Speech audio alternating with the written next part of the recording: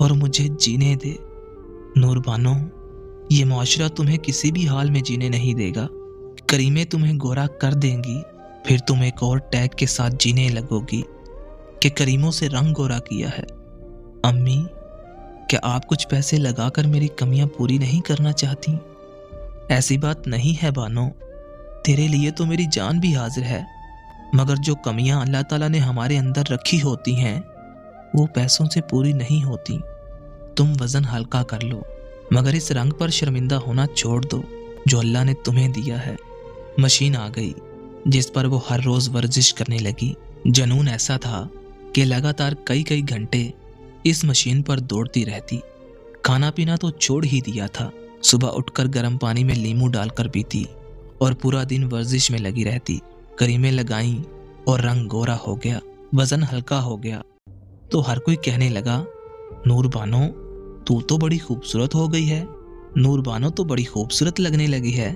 और इसी खुशी में नूर बानो मुसलसल अपनी जान पर जुल्म करती रही, यहाँ तक कि उसने खुद को इस मुआशरे के काबिल बना ही लिया था। और फिर उसके लिए एक रिश्ता भी आ गया। मगर फिर अचानक वो बीमार हो गई।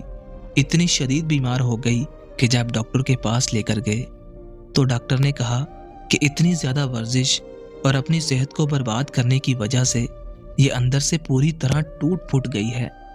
खाना पीना छोड़कर इसने अपनी जान पर बहुत जुल्म किया है। कोई डाइट प्लान था ही नहीं, बस लोगों की बातें थी जो इसको मशीन पर अंधाधुंध भगाती रहीं। और वहीं उसी अस्पताल में उसी वक्त उसकी मौत हो गई। सारी खूबसूरती वहीं की वहीं धरी रह गई। नूर बानो की मौत का सुनकर लोगों के पांव तले जमीन निकल गई। जवान थी, अच्छी भली थी, मर कैसे गई अचानक? लोग हाय हाय करते। जब उनके घर पहुंचे तो नूर बानो की मां ने दोनों दरवाजे बंद कर दिए और कहने लगी, ये मुआशरा कातिल है मेरी बेटी का, मैं हरगिज इनको अपने घर में दाखिल नहीं होने दूंगी। उसने अपने बहन भाइयों से बाइकआउट कर लिया था।